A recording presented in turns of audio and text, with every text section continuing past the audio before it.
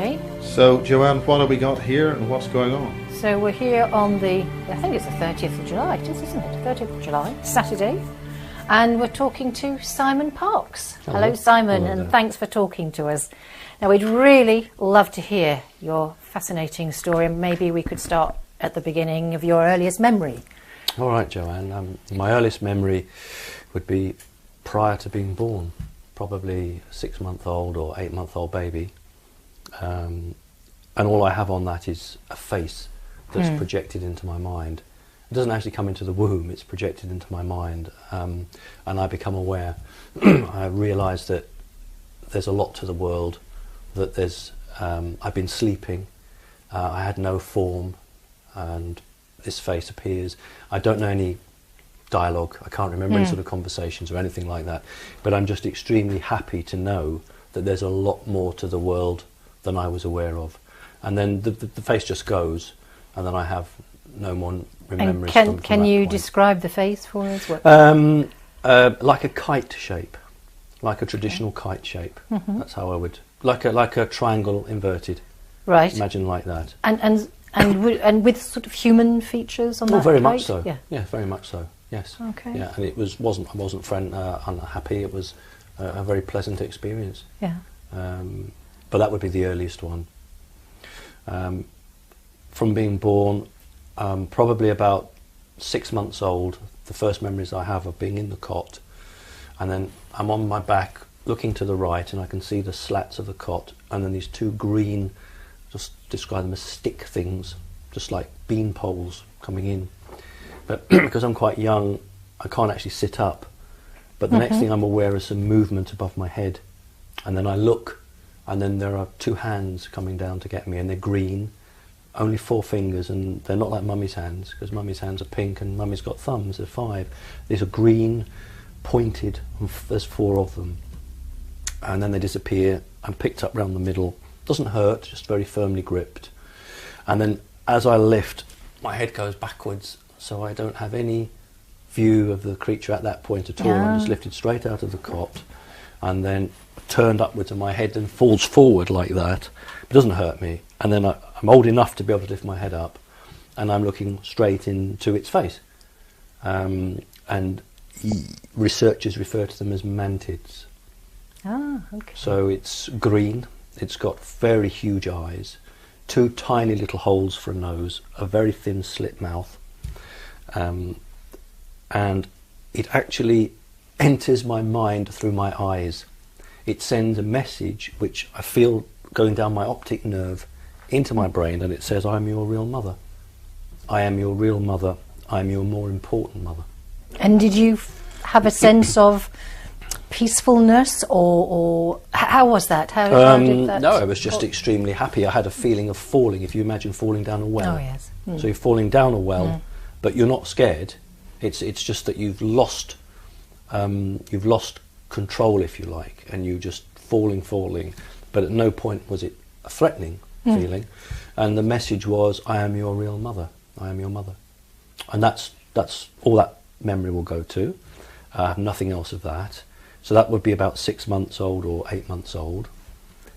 From that, really it started when I was about 3.5 years of age, and I had chicken pox. I know it's quite hard to say, but my mother actually said, "Well, I'm going to work now. I'm 3.5 years old," and she actually said, "They will look after you." And she just went to work. She said, "I'll be back at lunchtime to feed you, but they will look after you." So she went, and she just left me a little jug of water and a little glass of water. And I sort of, sorry, is this actual fact? As a little 3.5-year-old, your mum? Yes. Your human mum went off to work. Yes, it's confusing, isn't it? Yes, my human mother. And left you where, in a chair, or? No, in bed, because I had chicken pox. Oh yes, okay. I'm in bed. I've got chicken pox. She's dabbed the stuff on the little bits, the pox. She's done all that with a yellow dropper thing, and then she said to me, "Right, I'm off to work now, and I'll be back at lunchtime to feed you, and they will look after you." What did she mean by they? Well, at that point, I had no idea what she meant, but Mum was quite happy for me to be left there, and at 3.5, I don't think you really realise what's going on, do you? And did they turn up? Or? Well, I had a sleep, and then I was woken up. My name was called, and there was a guy who looked to me like a waiter in the room. He had a tray in his right hand with a glass, what looked like water, and over his left arm he had like a tea towel. So he struck me as a waiter, and I said, "Who are you?" And he said, "I'm your doctor," which is odd because it didn't look like a doctor. It looked like a waiter, but he said, I'm the doctor. And I said, "Oh, I'm alone." And he said, "No, you're not. I'm here to look after you. Drink this. This will cure," it doesn't say your chicken pox, it says your viral infection. So I drink that, and then I go to sleep, and then I'm woken up again. And there are two green beings which look like my other mum, but they don't have a purple cloak on. Should have mentioned the other one had a purple robe on. Have you a sort of sense of how large or the size of these well, not at the beings? time. I have since then, because I've had so many experiences with them. What I call the doctors are about 8 feet tall. The one I call my real mother, or my other mother, or my more important mother, is about 9 foot tall. But the doctors are about 8 foot tall. But they vary, just like humans vary. They vary in height. So they're naked. They don't have any robing on or any clothes at all. And the two of them are there. And I say to them, "Who are you?" And they say, "We've come to make you better." So I say, "Oh, are you going to my chicken pox away?" And they say, "No, that's already been done. We've come to make you better." So I said, "Well, does Mummy know you're here?" "No, I don't mean my mother that's walked out the door. I mean the other mother." And they say, "Yes, your mother has sent us." I said, "Your mother has given this message for you, which is my little Adam with his back against the tree." So I know that is that mother, because no other mother would know that message for me. Because what had happened in between that time is that I've had this message come through my mind about Adam with his back against the tree. And I remember the little boy, I pushed my back against the pillow and pretended it was the tree. And what happens is that they want to put something into my hand. And they show me, it's like a marble. It's not made of glass. And inside is a tiny speck. And they show it to me and they say, "We want to put this into your hand. Do you give us permission?" And my fear, because it's so huge. And at 3.5? Yes, it's like a marble, and they must pick up on that, because they say straight away, no, that's the encasing, what's inside. And there's a tiny little black speck inside. And they said, "That's what we want to put into your hand." And I said, "Does Mummy want that into my hand?" And they say, "Yes, Mummy has asked us to come here, Mummy has asked us to do this." To which I then say, "What will it do?" And they say, "Mummy will know where you are all the time if you have this. If you get ill, we will know and we will help you. And it is a good thing." So I then said, "Is it a good thing?" And that throws them, because that's a real question, isn't it? And his answer is, "It is a good thing if you accept it. If you want Mummy to know where you are, it is good. If you want us to come and help you, it is good. But if you don't want those things, it is bad." And they say to me, "You must make your choice." So I say, "Oh, I want Mummy to know where I am all the time. So give us your left hand." So it's under the blanket. So bring it out. And then the doorbell goes to the flat, and they both stand stock still, and they don't move. And they both put their hand, they don't hurt me, but they both put their hands on my chest like this. And I know that one of them is communicating with somebody outside of the room. And then the wardrobe doors open, double doors, and two guys will come straight out, one after the other, and they've got black sunglasses, white shirts, black tie, black suits, and as soon as they come out, the first thing they do is say to me, "Hello, hello." They're making it very clear that I'm not to be scared. And as soon as they come through, they draw handguns from the... They're both right-handed from the side. And I remember that they didn't like cowboy guns, because I've seen cowboy films, and these were short guns and they were black. So I suppose automatics. And they both draw guns, and they go through past me, and I say to one of the doctors, "Who's that?" And he says to me, "Human enforcement." Oh. Human enforcement, that's what he tells me. And one of the guys goes like this and walks towards the front door where the doorbell is rung, and the other one goes like that. No, in fact, he goes like that towards where the kitchen, because we've 2 doors in that flat, the front and the back. And then the next thing is what I call the little helpers. These are the little grey creatures, but I've always called them when I was little the little helpers, because they always help the big ones. And they come through and they start drawing the curtains. And they can reach because they've got long bloody arms, and they start drawing all the curtains, and the curtains are all drawn. So I've got these 2 with their hands on me here, and I say, well, who's at the door? And they say them. And I say, who's them? And they say, your government.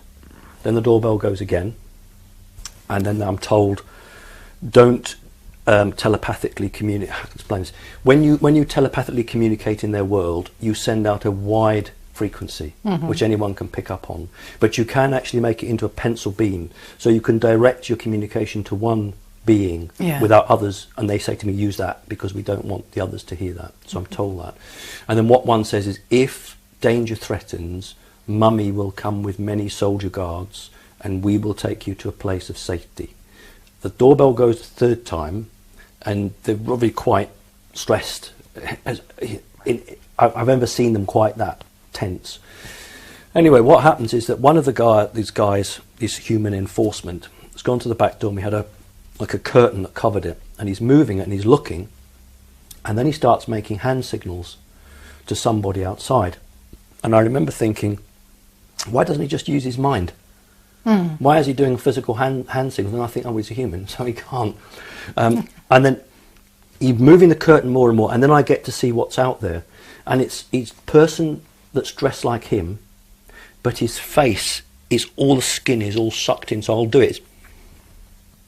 All his skin's all drawn in, and his body, it's like someone stuffed him full of straw. It's just like he's like all lumpy, and he's not walking properly. He doesn't walk quickly. He's walking really slowly like this, but clearly he's an ally of this guy behind there, because they're making signals. And then this strange looking person who's got white shirt and a black tie, but he's got a hat on, this one, and he's got the sunglasses, and he's walking very slowly like that. And then what he does is he puts his hands above his head and spins in the middle of our little garden, spins round, and that's it. We know it's clear then. So the other guys, they put their guns away. They don't have holsters, they just put them in the suit pockets, but they both stand by the doors. And it's okay to go on. So what happens is he takes my hand, and then he starts doing it, and I'm watching, and it's really weird. There's no blood.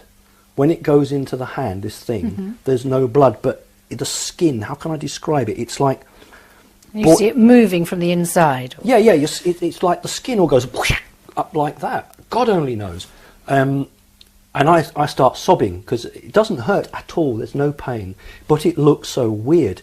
And what he says to me is, the doctor says to me, look at all the lovely animals that have come from the zoo to visit you. And when I look like that, there's a giraffe and a cheetah in the bedroom, frolicking and playing. I know now that it was in my mind. They were never there, but they were so real. And obviously my attention is taken away while I'm watching that. And then they disappear, and it's all been done. And I look, there's not a sign. There's nothing. My hand's absolutely fine. There's no blood, nothing. And they say to me, the job is done now. Then we will go. And I can't remember the exact conversations. And I don't even remember how they go. But then the 2 guys come in, and they say to me, danger will not threaten today. There will be no more danger, but now you have that in your left hand, we will know if there's any danger, and we will come and help you. And they both walk into the hall, but the front door never opens. So they just go, they just walk into the front hall, there's no the front door. But I'm not alone, because when I look, there's another little grey creature here, one of the little helpers, and I said, oh, you know, you're here. And he says, I'm going to wait until they called my human mother your adult. That's what they refer to her as, your adult. Oh. So we'll wait for your adult. I'm here so you don't get lonely.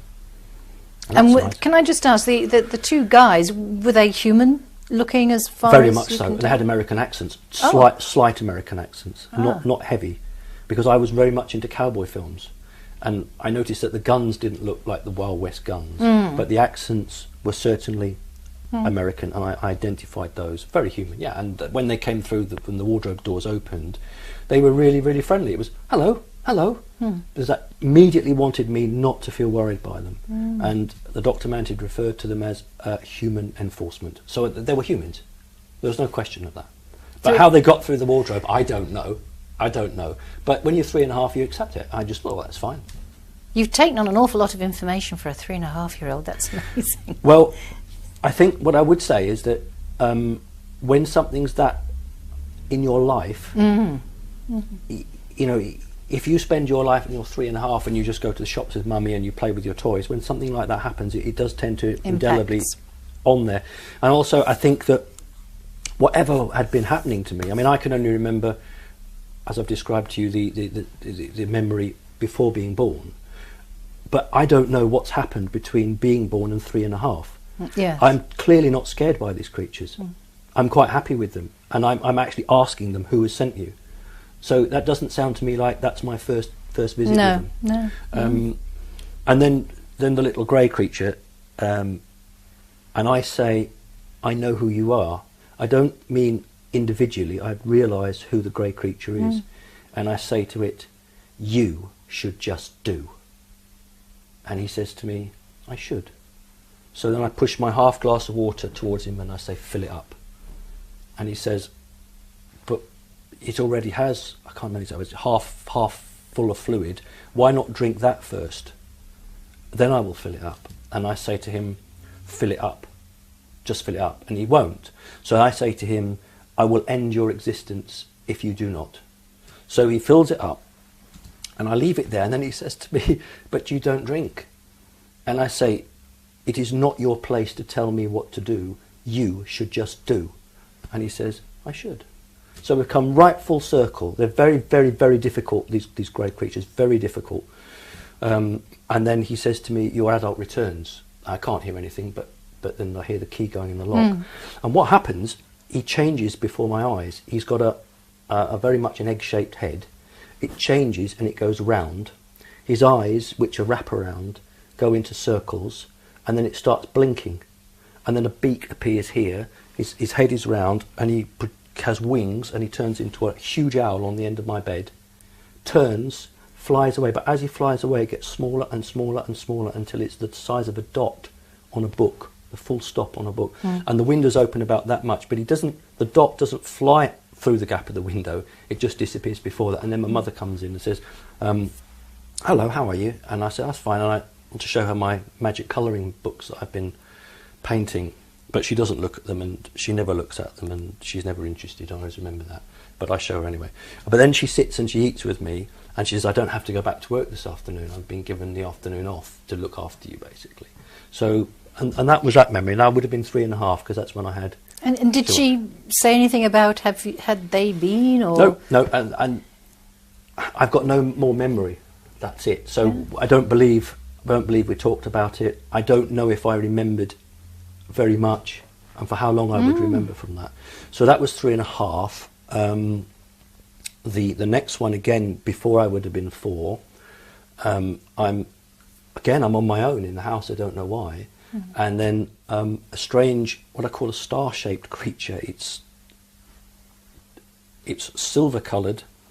I'll have to let you have the drawing and you can have a look at it. But it just literally, it just comes straight through the wall. And I'm really scared, really, really frightened of this because it's just walked through the wall. And I scream, and it turns into a clown. So the whole thing turns into a circus clown. But that makes me even worse, and I can tell my mind is already feeling its mind, and it doesn't understand why I'm upset because it's showing me the image of a clown, and it's confused. And then what it does is it changes into a policeman. So the face is wrong. The face is a face of a lion, of a cat, and I go to run towards the door. And it moves to cut me off, but its legs don't move. the legs just stay still and it glides. Yeah. It glides. Okay, girls and boys, I think we can hear the pussycats. Do we want to bring the pussycats in? Are you going to cut it, Miles? No, well, we're hearing them, so do you want to bring the pussycats in? No, I think not, because that's the one that will chew through your little cables.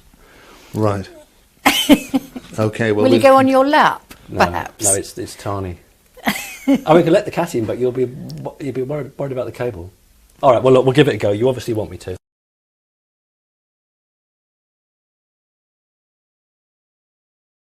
So what we've got here, Simon's created a memory book, which is really interesting because it's quite extensive. So, and this is from the very beginning. This is from the first memories, and this is what we've got. So this is the kite face. Yes. That's coming through there. I don't know whether we can see that. All right. We hold it to this one. Okay, so that's the very first. Yeah. Memory with the kite face, and these are the legs. The legs that are seen through the cot. through the cot, Yeah. which I think is that the right way? Yeah, No, top. that way. Yeah. So this is a little baby of 6 months old, recalling this, and these then. Sorry, what exactly are those? So these are legs. These are the legs that are seen by Simon. The legs of the creature that he can see through the cot, right, okay. through the railings of the cot, and That's that way. And then the creature leans over from behind and puts his hands on Simon to pick him up. And this is sort of a... What kind of beings are these? Do they have a name? Mantid or mantis. Right. Yeah, mantid. So And it is a male. It definitely is a male creature. So it's interesting that it And calls you... This is from your 6 abduction months. or contact at the age of 3? No. This is 6 6 months. old. This one's 6 Lifted out months of the old. cot, 6 months Okay. old. Yeah. And this is... Can I show... This one is... Because there's a little baby, the head went back initially, so he did see the face, but he didn't manage to see the body. Okay. But those are the legs again that we... So the baby, this is you in this picture? 6 Yes. months old. This is you at 6 months. Yes. Yes, and he's You been are the person, picked up. you're representing yourself. Yes, because Yeah. if I show it through my eyes, you won't get the overall Yeah. view. So it's just as if you were standing back as an observer. So it does give you a sense of perspective. You said this creature was about 9 foot, so... At the time, I wouldn't know how tall it No, was. but yes. in fact, this drawing does give it a sense of, the height of the size of the creature, of your mother. Yes. Hello, Mum. Yes. Lovely. So it's very confusing because, when you refer to your mother or your mum, they're interchangeable. Yes. Because it's very hard because when you're very young, I was confused as to who is my mother? Yes. Who is my mother? And then later on, if I was in company, I would refer to her as mummy or mum because I'm in company. I'm expected to do that. But if I was on my own with her, I just referred to her as my adult, and she seemed quite happy with that. I mean, it sounds to me like the adult mum must have had some knowledge and experience herself to... She never admitted it, but the more I look at it, thank you, the more I look at it, the more I think about it, I think there must have been, because anybody else would have just gone out of their wits. It's not sort of normal behaviour, is it? Not really. I mean, there's not there's anything wrong, except it's very unusual. Anybody else would have questioned and asked, and why are you doing this and why are you doing that, and she just let me get away with murder, really. I'll go on to the next one. Before we do, I'll just finish that off. So I was really frightened of this policeman. Right, yes. And this memory I'd had right through from 3.5 years old, right through to last year. And, you rationalise things away. And what I'd rationalised it away as, Mum must have gone out for some cigarettes, left me alone in the flat. I start screaming for Mum. The neighbours call a policeman. The policeman comes in. And that's what I've remembered. Right. But it never explained why the policeman had a face like a cat, how something walked through the wall. But we have busy lives, you don't want to be worried about these things, and so you get on with it. But what came back on this memory was basically, I always remember, this one here, I always remember running and hiding behind the sofa, and I'd draw myself up into the fetal position, and I'm so scared, and I put my hands over my head, and I'm screaming and crying, because I don't understand any of this. There's a thing that's walked through the wall, there's something that's changed into lots of iconic figures that I recognise, but it didn't speak to me. There wasn't any communication at all. And the next thing I have is a voice saying to me, look at me, don't be scared, don't be frightened, you won't be hurt, look at me. And I recognise that voice. I know that's my mummy, that's the mummy that picked me out of the cot. So I look up over the edge of the sofa, and I see that familiar green hand holding a rod, which I would say was about 1.5 foot or 18 inches long, and on the end of the rod there's like a nubbin, and it's aimed straight at me, and there's a crystal inside it, and each facet is activated, and it's blue. So one facet goes blue, the next facet's clockwise, next facet, and it's, but not slow, it's quite quick, boom, boom, boom, boom, boom, boom, boom, boom, boom, and then I'm hit with a blue light, and the next thing I'm floating out of the room. That's going to be in this one here. There we are. I'm floating out of the room, and the room becomes, all the room becomes see-through, in the sense that I can see through the walls and the ceiling. There. And I go through, and I don't remember going through the ceiling. The next thing I remember... So this is where you're... That's where I'm floated out of the ceiling. Floating. Yes. Yeah. We haven't got to this bit yet. No, okay. This is the bit that's coming up. Right. And then I'm in a room that's bright blue metal.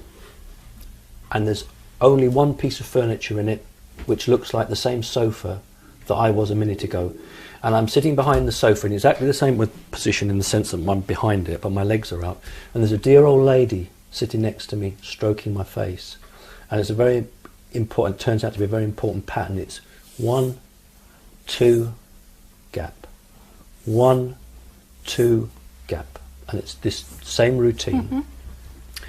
But when I look at this dear old lady, her face changes and it becomes the face of a cat or a lion, and then it'll change back to being a human. It's happening all the time. And she gives me some toys, and I get a train and some soldiers, I think, to play with. And then I get a bit worried, because where's my mother, my human mother? So I say, where's mummy? And as soon as I say, where's mummy, she points her arm and says, look, there's your mummy.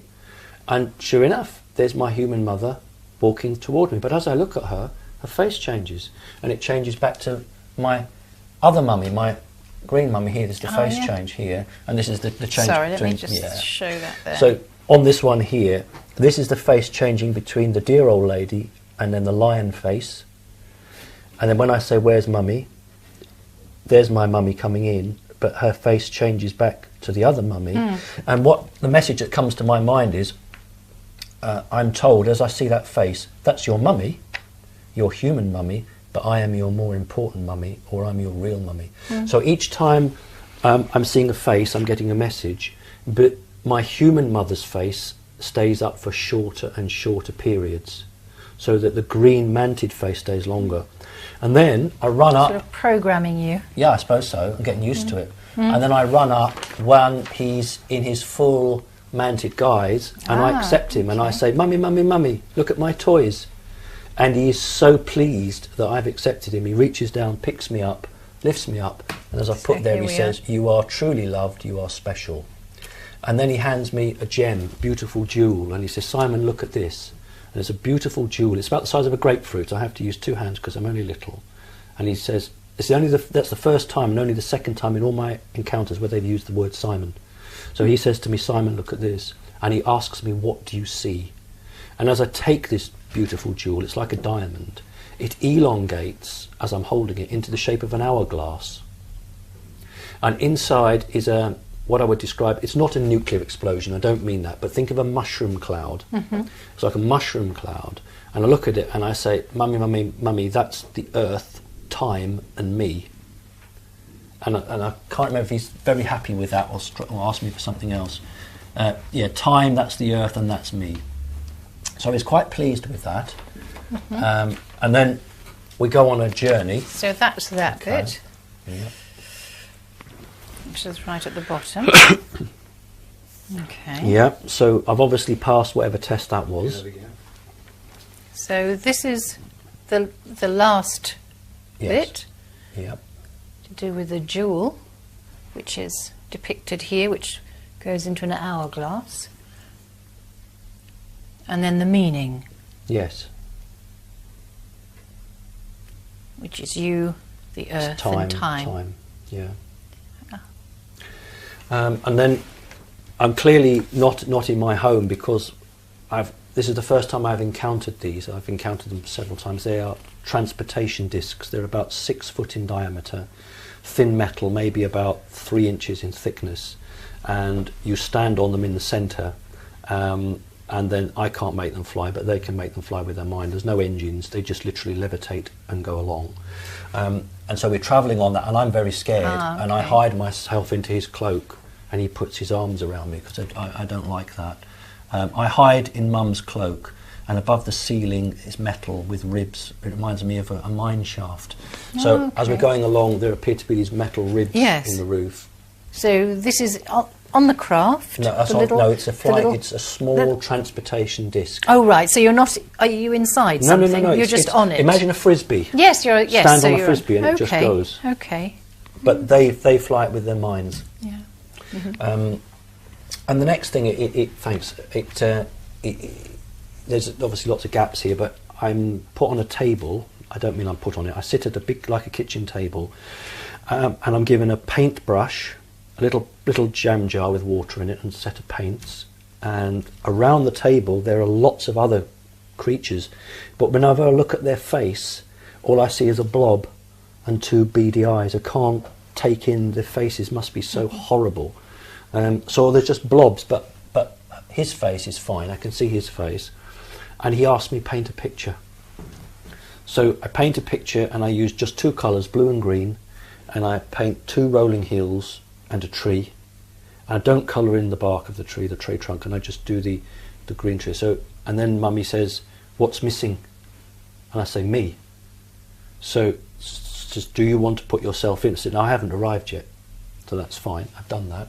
And then he gives me some food, and there's a plate of fruit, and it's banana, apple, and what was the other one? Banana, apple, and orange, I think, or something. And I say, "I like apple," and I reach the apple, but I don't know the words for crisp and crunchy. But he's in my mind, and he says the words for me. He says, "Yes, I know you like apple because it's crunchy." So this is at the table. It's a bit small drawings there. These are the blobby faces which I couldn't process. How old are you? 3.5. So you're still 3.5. There's a lot happened around the 3.5 mark. Quite a lot. And then he offers me what we call the ceremonial drinking vessel. This is a metal, like an hourglass shape again, but it's burnished metal. And because mantids can't open their mouths to eat like we would, so it must all be fluid ingestion. Yeah, and there's like a metal straw that comes out of it. But because I'm very little, they've, as a thoughtful addition, they've put 2 little handles on it for me to hold. But I must make him very proud, because I don't use the handles. I hold it as an adult would hold it. So I don't go for the handles. I hold it as it should be held.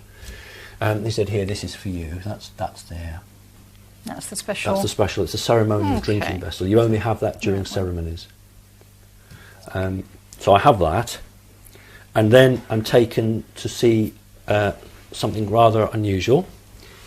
It appears to be a very large cat, but it doesn't have a tail. He projects a tail into my mind, but I can see it's not a real tail, so he drops that. And he refers to it as a pussycat, but it's not a pussycat, it's a person pretending to be a pussycat. Oh. So they're on all fours, and what he says to me is, "You may stroke the pussycat." So I go up, it's a female, this cat, and I go up and I say, "Nice pussycat," and touch the pussycat. And then here, the cat starts talking to me and says, "You're a cute boy," and starts tickling me. And I'm going hee hee hee, laughing. And then I'm told, "Now it's your turn to tickle the pussycat." So when I tickle the pussycat, she rolls over on her back, but she growls. She doesn't laugh. She goes grrr. That's a happy growl. And then I'm told, "You can ride on the pussycat." So Mantid Mum picks me up, puts me on the back of this thing, And then, you know, like my granddad might put a grandchild on the back and walk around the room, except what here in this drawing, as I'm showing, Manted Mum follows round with the two hands, and every time I slip to one side, gently pushes me back into the centre. And the cat says to me, hold on tight now, there's a good boy, don't fall off. I now know that this was bonding with this animal. Right. This is a female animal that's although I've projected as a pussycat, because they've said to me it's a pussycat, it's not. It's an extraterrestrial. Is it like a Chewbacca? A Chewbacca? No, like I would no. I would say is a type of ET described by other witnesses a bit right. like that? No, not as hairy as that at all. There are creatures I've found out since called lion beings. Right. Mary Rodwell has written in one of her books about it, and I've got the book very kindly of her. But I'm not an artist. I'm depicting that on a caricature basis. That's not exactly how it would look. It would look much more human than that. But in my mind, as a 3.5-year-old, I've been told this is a cat. Yeah. So I see it as a cat, but it's talking to me. So when that's over, the next thing I remember is what I call one of the little helpers, what we call Little Grey, comes up, and I'm really shy of it. And I hide again behind Mum, and I lift his robe up, and I hide my face behind it. And I won't come out. So what Mum does is suddenly a great big pile of toys appear in the front of the room, and a big bar of chocolate. She holds out a really big bar of chocolate. So I come out, there's no chocolate and there's no toys, they've all gone. But what the little helper does is he holds out his hand, and there's a teddy bear on his hand, and he says it's a present for you. So as I go to take the teddy bear, it starts to spin into a whirling vortex. And Mum says to me, hold out your hand, palm upwards. Well, I'm 3.5 and I don't know, so I hold it the wrong way up. And he says, no, not like that. Turns my hand round. Then the vortex jumps from this Little Grey onto my hand, and Mum says to me, what can you see? And this time it's clearer. There's definitely a tree, So and there's that's me. the vortex. Yeah, and there's the tree and me. I say, look, Mummy, the earth and me. So I'm calling the tree the earth. But that's definitely me. This little man here is me with his back against the tree, and I've always got my back against the tree. This is the tree of knowledge. So okay. I'm got my back against knowledge. I've turned my back on knowledge. So I'm sitting with my back against the tree of knowledge. And once I say that, it's time to go. There's obviously bits missing. I'm back on the flying disc. I'm scared to hell. I really don't like it, going far too fast. So I hide again, hide behind Mum's cloak.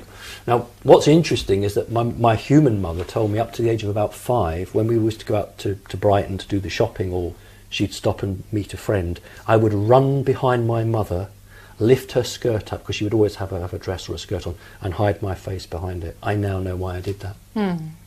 So the routines I was getting into here at a very early stage, I was carrying across time and time again in this world.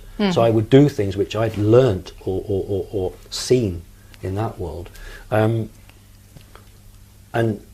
know, at the time I don't think it meant very much to me. I just had this wonderful experience. But what I always remembered was the first part of it, and I'd seen a talking cat. And that, in later life, when I was at primary school, was a problem. I had to see a psychologist because I'll talk about it later, but how can you have a talking cat? But I was absolutely adamant in my mind that I had spent time with an animal that looked like a cat that could talk to me. So that was, again, around 3.5. And did you, again, ever communicate to your mother?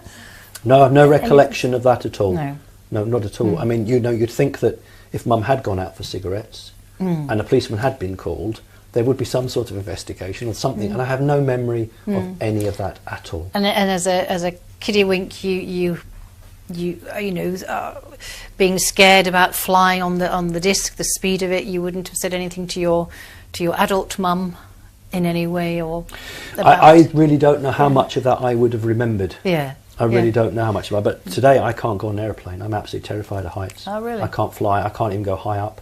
Can't go on a ladder. Terrified of heights, and I'm sure that's got a lot to do with it. So that would be 3.5. Then I think there was a bit of a gap, and the next would be about 5 years old. And this is when I'd started primary school, but my education took a dip, because this is my first experience of what's called a shadow being. This creature, the memory I've got clearly is not the first memory, because I'm not at all frightened of it. I'm in the bedroom and it appears through the window. It's just outside of the window, but I've been taught to signal to it. So when it's okay to come in, I hold my arms out like this, and it then replicates that. We are bonded to work together. It will only work with me. That's what I knew. So it had to make sure that I was the right one to work with. So it's humanoid shape, no, is it? it I mean, arms, legs, and a Oh, sort yeah, of yeah, head yeah, most of them kind are. of look. Oh, we seem to push that back. Oh, Doesn't matter. That's you too strong. Too strong. Oh, is it? There. I broked it. Broked it. So, That's me. and you haven't mentioned the shadow being before. So this is your first sort of This memory is my of first, it. To be sure, this is a shadow being. It might be that the star creature earlier might have been a shadow being. But this one, I've always called it my smoke man. I've only called it a shadow being over the last year when Winston Keats. Yeah, we're talking about the Montauk Project, shadow beings, and the shadow beings being seen at the crop circles. Right, and that's we're the referring now to Winston Keats, who took video of that. That's it. So here it's got, this is like smoke. That's why I called it my smoke man. But it doesn't, the smoke doesn't rise up. It just sort of goes here and then just vanishes, but it's continually being fed. And there are just two little marks for eyes. And once I've given this signal here with the arms out by my side, it comes through the window. And then the second part of this is a recognition protocol. I must put my hands like this. It does the same, and we are now bonded to work. So we've agreed who we are. We're going to work together. And do you know if this being? Do you know anything about its where it came from? No. No. To do with mum? No. Extraterrestrial mum? No. No. No. These are totally different. These creatures. They don't have any. Totally devoid of emotion, but they're very psychically powered. So what sort of communication have you had with these shadow beings? Do they recognise you, see you? In what way do you communicate apart from the arm signals? Well, how do you mean? Do you have any empathic communication with them? Do you know what you've got to what communicate are they? telepathically. You can't speak with your mouth. But what are they? God knows.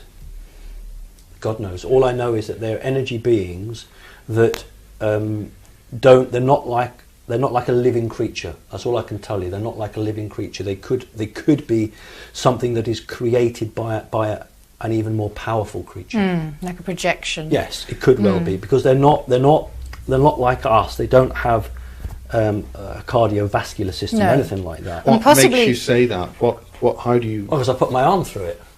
Right.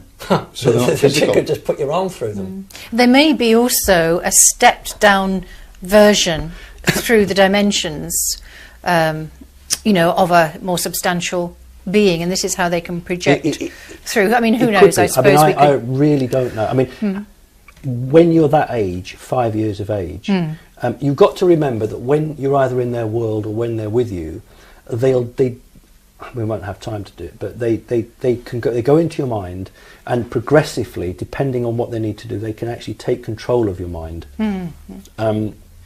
What I mean by that is, where I've been with the Mantids, they'll just dumb me down to the point where I'm not frightened. Yeah. But that's it. It's a very gentle control.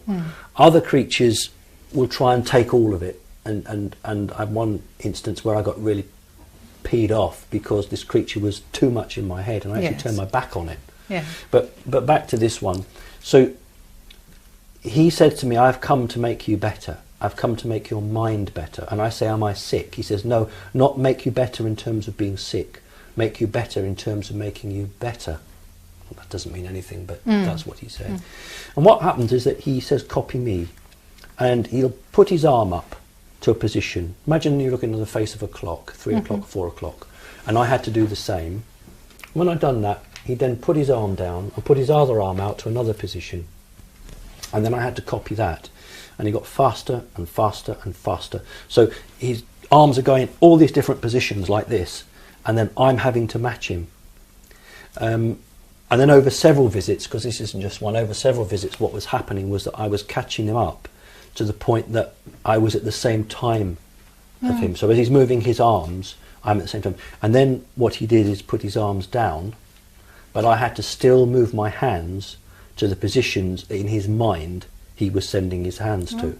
So following that, but that wasn't it. Then after a couple more visits of that, this is very difficult to get your head around. He would do we call the arm game. That's what he called it, the arm game. We're going to play the arm game. So we do the arm game, and then he would put his arms down, think where his arms were, and then he stopped thinking where his arms were. I had to put my arms to the positions that he would have put his arms if he was still moving his arms. It reminds me of martial arts training. I don't know. But he wasn't thinking anymore where his arms would be. I had to just put my arms where they would have been had he been moving them, or had he even thought of it. Yeah. This seems very familiar to John Irwin and his training in British military intelligence in the 1950s, learning how to react super fast, and he called it the machine. That his reactions were so fast. Right. So it seems there was a connection there. Well, that's it. That's Well, fascinating. it does sound like martial arts training to me as well, like a very high level of martial arts training. I thought it was about trying to learn the future, trying to predict where things would be. It may be, and even the higher levels of martial arts training, which I'm not I've aware of to some degree, but don't know the whole. But that was it. Once I'd mastered that, I'd done my job. He'd done his job rather. That was it, finished. But so maybe it was like some programming had already been implemented for God use knows. at whatever I have time. no idea, but what I do know is that while that was going on, my academic studies were going down the pan, and at the age of 5 or 6, they were so worried at school that I was assessed, and I was given a reading age of 3, a maths age of 2, but a spoken vocabulary of 13. And they said they couldn't understand, so they got a psychologist in, and I had several psychologists in my time at school, and what I got was one-to-one teaching for English every day for an hour. My grandfather paid for a private teacher to come to the house every Sunday to teach me, and I even went to private school for a year but once this stopped, it all just came back again. So I guess is whatever was going on here was taking me so much away from what I call the physical world. It's development of certain parts of your brain. But when that started, it probably lasted for 6 months. Right. I would say, and then after that, then I just sort of all caught back up again. But I'm not at all frightened of it. Not at all scared of it. It didn't bother me at all. I mean, obviously, the last year or so, I've read about shadow beings, and I have had an experience with a shadow being a while back now. But that's the arm game. Doesn't matter if we put it back. There's just a drawing of me doing the arms and following him through. That's just a Tweety Pie owl. That's fairly commonplace. That's Father Christmas came to visit me. That's fairly commonplace. That's another shadow being. This one is worth talking about. In my front room, then the shadow being arrives, and there's a big globe, probably about like a beach ball, a big beach ball, and it levitates off the ground, and I have to put my hands on it, like I've done there. And there's the tree again. It's smoke, and the smoke flows inside, but forms a tree. That's the roots, and that's the branch, and that's the head of the tree. And I just stand there, and I'm doing that. I don't know any more than that, but there's a bigger drawing there of the tree. And then he wants to educate me, because I say to him when he arrives, "Who are you?" And he says, "I'm your teacher. I have been sent to you." So he's my teacher, and I just accept him as my teacher. He looks a little bit more substantial in this drawing. He most definitely has got a hood on. He's definitely got a cloak. But the face again is exactly the same. It's just nothingness with just 2 eyes. Yeah. But this time he's got a black cloak. But again, I don't believe there's any body behind that. But there is defined form there now. Oh, most definitely. Yes. Yeah. But if he's wearing a cloak, that makes him physical. I've never even thought about it. It's just how he appeared to me with his cloak up.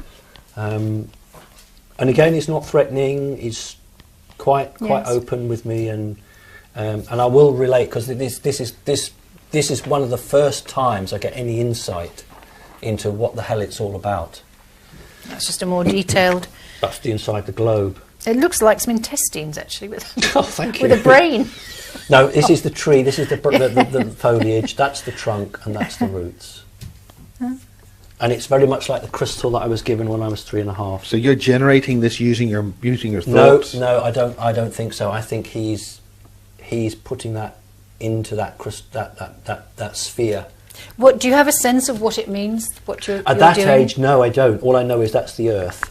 But I'm not in that. That's Right. just the earth. Yeah. Now I know what it means, but back then I didn't know what it meant. Yeah, because this is all a crumb trail. They've been dropping me for years. Yes. To why the hell they couldn't just say to me, here you are, here's the story in one go. Maybe I wouldn't have been able to cope with it. But this is the crumb trail, and this is the first substantial crumb. The next bit will make it much more interesting in the sense of understanding. So just the eyes appear, then I say, who are you? I'm your teacher, I'm sent to you. But this time when he holds his hands up, he has like an electric arc running from one hand to the other, like an electric charge. And I put my hands up and he passes this charge across to me. And I take the charge in my hands. He passes it across. I don't know what that's about. And then a book. Holding power. Oh, God knows. And then a book appears. The arc. Yeah. Holding the Yeah, arc. it's passed holding it the power. across. There again. Yeah. And then a book appears, and then you're going to find out why I have so many cats now. And it's not a real book. It's like a holographic book. It's about 3 foot in size, and it just hovers. Is this the right one? Yeah, it starts there actually. Oh, okay, okay. Yeah, so the end of that one there. And on the book, on one side of it there is a snake, and on the other side is a cat. And he says to me, both the cat and the snake share the same eyes. Then the book picture changes, and the snake is going hiss, and the cat's got its claws up and hissing, and he says both the cat and the snake share the same hiss. Then the picture changes and it shows the snake with its mouth open, sensing the air, and the cat with its mouth open. I haven't done all the drawings. No, sensing the air. And he says to me, both the cat and the reptile can sense with their mouth. Then there's a reptile and what we call the third eye in a cat, the extra skin layer. And he says both the cat and the reptile share the same eye. And he says to me, there is much reptile in you, and there is much reptile in those around you. And what I led to believe was that these animals, cats, have been genetically altered, not just as we have, but they have, and of all the mammals on the earth, they have got the most reptilian in them. And when you ask a vet, why has a cat got an eye with a slit, you know? Yes. And there's no other mammal that has an eye like that. There is no other animal. And Yes, people will say, thought. well, a cat has an eye like that to help it hunt. Well, no, because cats are corporeal. They'll hunt at dawn and dusk. And an owl hunts at dawn. It doesn't have. It has an eye, like a pupil like we have. So he says to me, he uses the word them. And when we use the word them in this context, it's the reptiles. He says, there's lots of dialogue here. Can I just read this bit? You should look after such animals, these lower life forms. It pleases them to see you with your cat. Reptiles on the face of earth are kept in cages, that's now, just as you were once kept prisoner. It has come full circle, but cats have freedom. This pleases them to see you so just. And then he bows to me and says, you are exalted, O High One. And I've drawn myself with a question mark, what's that about? And he bows down to me and then he says, you should never be scared of us, never be frightened of us. We are all equal, but you command a high position. So what he's saying to me is there's lots of reptile in you, and there's lots of reptile in the cats, and reptiles are kept in cages now and they don't like that, but you don't keep your cats in cages and that pleases them, and we like to see you with your cat. And you should look after these lower life forms. Well, that's why I've got so many cats, because I'm acting on a suggestion from them. And then he shows me another picture, which is a tree and a little man. And I say, I know what that is. That's me and the tree. And then, Let's have a look at that one. And then Eve appears. I don't know it's Eve at the moment. It's just a female walks up. And Eve says to me, eat and take in the knowledge. Open your eyes. Then you will know what I know and see what I see. So I take it and I say, I eat the apple, and I say, we are not what we were told. And then the Lord appears, and I know this isn't going to... Some of it's like the Bible, but some of it is not. He's a reptile, there's absolutely no question about that, but he's got a hood on. And I say to him, you're not like us, you're horrible. You're not our father, because he's told us that he is our father. You're not our father, you wish to enslave us and keep us prisoner. And he says, who has shown you such wisdom? Leave the safety of this land, take all your kind with you. I wish you'd never been made. And Eve says, we reject you. What I will say is that there are, at this time in Earth's history, there are a number of safe havens dotted around the Earth. The Earth's it's not uninhabitable, but it's barren and it's not safe. So there are a number of safe havens, and in one safe haven is the Garden of Eden. And in this particular safe haven, the most senior of what I refer to as the Lords lives there, and is our Lord in haven. Our Lord in heaven. So in this particular safe haven, the Lord lives. He is our Lord in haven. So just to recap then, so we've got a book and we're seeing a tree, we're seeing Eve. Yes. And so Eve gives you the apple to eat, which you do. And then is it after you've eaten the apple, you said, we are not what we were told? Yes. And is that because you have some instant realization? Knowledge. And so the instant knowledge is what? The instant knowledge is that we've been lied to. And what is the lie? The lie is that we've not been made, we're not natural animals of that creature. He's not that of the reptile. Lord God, yes, he's our father, but he's not our father because we were made. Right. We don't look anything like him. No. And I'm suddenly aware that we, Adam and Eve, don't look anything like that creature. So how can he be our father? Right. And I reject him as a father. He's not our father figure. And he wants to know who the hell has told you this. And the Bible says there was only 2 humans on the earth. No. He says, take all your kind with you. Yeah. There are lots of us, and we're chucked out. So it's a very emotional time, this. Yeah. So you Excuse me, when are we here exactly, and who are the characters we're dealing with here? I don't know what year. This is the Garden of Eden. So we still think you're around about 5 years old? Or have we progressed on from when you're having this? No, right. When I'm standing there looking at the book, I am 5 years old. Right, okay. But the book is showing me images which they say is me a long time ago. Ah, okay. This is supposed to be me.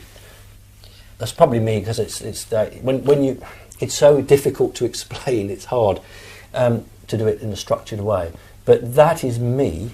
I'm being shown a previous life. Right. As Adam. As Adam. Yes. Right. So this is the book. Adamu. Right. Okay. And I'm being shown that.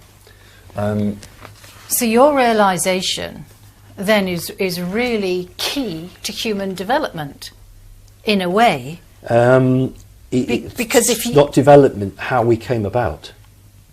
How we came about. Because this creature here claimed to be our father. That's what we had to refer to him as, our father. But when I had of the apple, I realised that he's not our father because he doesn't look like us. Up until that point, everybody accepted him. It's like some veil of ignorance had dropped. The ignorance is the key word because you take your people out of ignorance. You actually give them knowledge.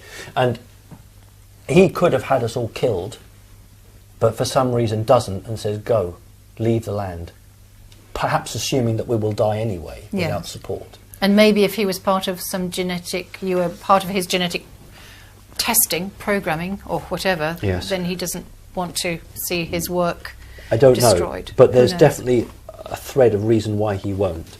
So in that drawing there, both Adam and Eve lead the humans out of Eden, and we go into 2 separate tribes. We lead 2 groups out. Okay, so there are quite a lot of Bible correlations in a way. Not that I'm Bible schooled, but neither am I. But I'm aware. But there are, I would say, I don't know, 200 humans, maybe more. But we divide into 2 groups, and Eve takes one group. What we've missed out here. As we come to a close, can we summarise really on this first part? Well, it sounds to me very much like, and tell me if I'm wrong, Simon, but that you've really established your other life in a very real way, and that this has a lot of value and then impact on the next phase of your life and your learning and understanding. What I've learned is that the soul inside my body has been around a very long time. Yeah. And the reason that the extraterrestrials are interested in me is not because of my physical body, but because of what is inside me. Soul. Yes, because if I'm only telling you what I've seen, I mean, they could be lying to me. This could all be a complete lie and a trick, and it's also my interpretation on it. But if it is true, then it would go a huge way to explaining why I'm having so much intense contact, because they are saying we created the human race. What they've said to me is that I'm not the first human. There were a number of humans, but they didn't survive. Right. They just weren't right. They would die. So maybe you were part of the first successful strain. Exactly, that's exactly right. The very first human that was viable. Yeah. So the soul went into that body, and because of that, you see, they're as guilty as hell. These reptiles actually now have apologised several times to me. We are sorry for what we have done to your people. They've actually said that we are actually sorry for what we have done. Well, maybe in the next part Yes. we can describe that in greater detail. Simon Parkes, on behalf of AMMACH, which is the Anomalous Mind Management and Abductee Contactee Helpline resource, which is relatively new in 2011 in the UK, and we are here to give people a voice. We're here to allow people to speak in an empathetic environment and to hear their stories and to put them out there. Because we think it's important, and we think that these people who have all these contacts are certainly adding to the picture as a whole. See you next section.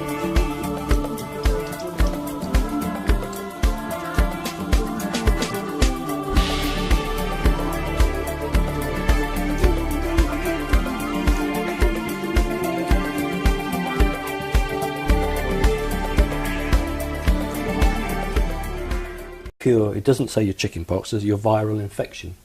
So I drink that, and then I go to sleep, and then I'm woken up again, and there are two green beings which look like my other mum, but they don't have a purple cloak on. Should have mentioned the other one had a purple robe on. Have you a sort of sense of how large or the size of these Well, not at the beings? time. I have No. since then, because I've had so many experiences with them. What I call the doctors are about 8 feet tall. The one I call my real mother, or my other mother, or my more important mother, is about 9 foot tall. But the doctors are about 8 foot tall. But they vary, just like humans vary. They vary in height. So they're naked. They don't have any robing on or any clothes at all. And the two of them are there. And I say to them, "Who are you?" And they say, "We've come to make you better." So I say, "Oh, are you going to my chicken pox away?" And they say, "No, that's already been done. We've come to make you better."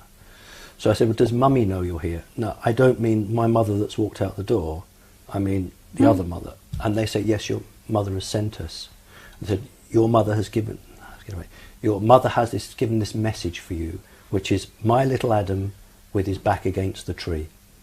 So I know that is that mother, because no other mother would know that message for me. Because what had happened in between that time is that I've had this message come through my mind about Adam with his back against the tree. And I remember the little boy, I pushed my back against the pillow and pretended it was the tree. And what happens is that they want to put something into my hand. And they show me, it's like a marble. It's not made of glass. And inside is a tiny speck. And they show it to me and they say, "We want to put this into your hand. Do you give us permission?" And my fear, because it's so huge. And at 3.5? Yes, it's like a marble, and they must pick up on that, because they say straight away, no, that's the encasing, what's inside. And there's a tiny little black speck inside. And they said, "That's what we want to put into your hand." And I said, "Does Mummy want that into my hand?" And they say, "Yes, Mummy has asked us to come here, Mummy has asked us to do this." To which I then say, "What will it do?" And they say, "Mummy will know where you are all the time if you have this, if you get ill, we will know and we will help you. And it is a good thing. So I then said, is it a good thing? And that throws them, because that's a real question, isn't it? And his answer is, it is a good thing if you accept it. If you want Mummy to know where you are, it is good. If you want us to come and help you, it is good. But if you don't want those things, it is bad. And they say to me, you must make your choice. So I say, oh, I want Mummy to know where I am all the time. So give us your left hand. So it's under the blanket. So bring it out. And then the doorbell goes to the flat, and they both stand stock still. And they don't move. And they both put their hand, they don't hurt me, but they both put their hands on my chest like this. And I know that one of them is communicating with somebody outside of the room. And then the wardrobe doors open, double doors, and two guys will come straight out, one after the other, and they've got black sunglasses, white shirts, black tie, black suits, and as soon as they come out, the first thing they do is say to me, hello, hello. They're making it very clear that I'm not to be scared. And as soon as they come through, they draw handguns from the, they're both right-handed from the side. And I remember that they don't like cowboy guns. I have nothing else of that. So that would be about 6 months old or 8 months old. From that, really it started when I was about 3.5 years of age. And I had chicken pox. I know it's quite hard to say, but my mother actually said, well, I'm going to work now. I'm 3.5 years old. And she actually said, they will look after you. And she just went to work. She said, I'll be back at lunchtime to feed you, but they will look after you. So she went, and she just left me a little jug of water and a little glass of water. And I sort of... Sorry, is this actual fact? As a little 3.5-year-old, your mum... Yes. Yes. Your human mum went off to work. Yes, it's confusing, isn't it? Yes, my human mother. And left you where, in a chair or? No, in bed, because I had chicken pox. Oh yes, okay. I'm in bed. I've got chicken pox. She's dabbed the stuff on the little bits, the pox. She's done all that with a yellow dropper thing. And then she said to me, right, I'm off to work now, and I'll be back at lunchtime to feed you, and they will look after you. What did she mean by they? Well, at that point, I had no idea what she meant, but Mum was quite happy for me to be left there, and at 3.5, I don't think you really realise what's going on, do you? And did they turn up? Or? Well, I had a sleep, and then I was woken up. My name was called, and there was a guy who looked to me like a waiter in the room. He had a tray in his right hand with a glass, what looked like water, and over his left arm he had like a tea towel. So he struck me as a waiter, and I said, who are you? And he said, I'm your doctor, which is odd because it didn't look like a doctor. It looked like a waiter, but he said, I'm the doctor. And I said, oh, I'm alone. And he said, no, you're not. I'm here to look after you. Drink this will... And then I'm on my back looking to the right, and I can see the slats of the cot, and then these two green, just describe them as stick things, just like bean poles coming in. But because I'm quite young, I can't actually sit up. But the next thing I'm aware is some movement above my head. And then I look, and then there are two hands coming down to get me, and they're green, only 4 fingers, and they're not like Mummy's hands, because Mummy's hands are pink and Mummy's got thumbs, they're 5. These are green, pointed, and there's 4 of them. And then they disappear. I'm picked up round the middle. Doesn't hurt, just very firmly gripped. And then as I lift, my head goes backwards, so I don't have any view of the creature at that point at all. I'm just lifted straight out of the cot, and then turned upwards, and my head then falls forward like that. It doesn't hurt me. And then I'm old enough to be able to lift my head up, and I'm looking straight into its face. And researchers refer to them as mantids. Ah, okay. So it's green, it's got very huge eyes, 2 tiny little holes for a nose, a very thin slit mouth, and it actually enters my mind through my eyes. It sends a message which I feel going down my optic nerve into my brain, and it says, I'm your real mother. I am your real mother. I am your more important mother. And did you have a sense of peacefulness, or how was that? How did that? No, I was just extremely happy. I had a feeling of falling. If you imagine falling down a well, Oh yes. so you're falling down a well, but you're not scared. It's just that you've lost control, if you like, and you just falling. But at no point was it a threatening feeling. And the message was, "I am your real mother. I am your mother," and that's all that memory will go to.